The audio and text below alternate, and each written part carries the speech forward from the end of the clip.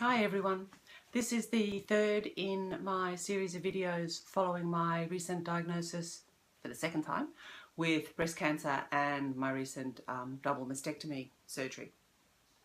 So last time I posted I had just got out of hospital and was recovering at home.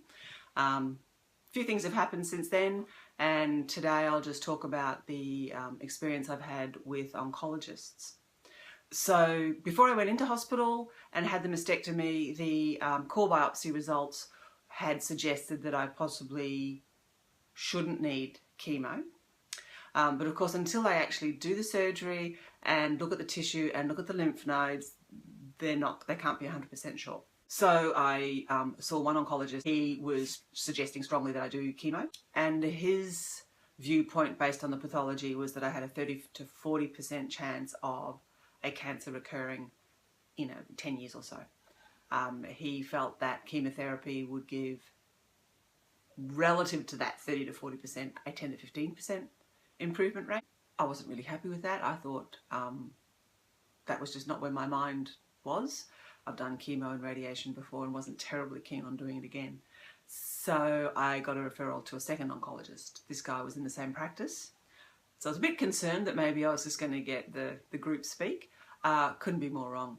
This guy's view was that the pathology would suggest I had a 10 to 12% chance of a recurrence of breast cancer in 10 years or later.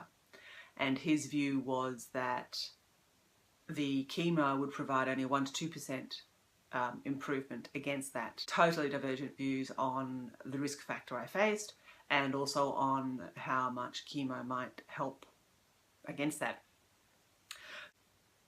I think it's scary that you can have two oncologists have two totally divergent views on the same pathology.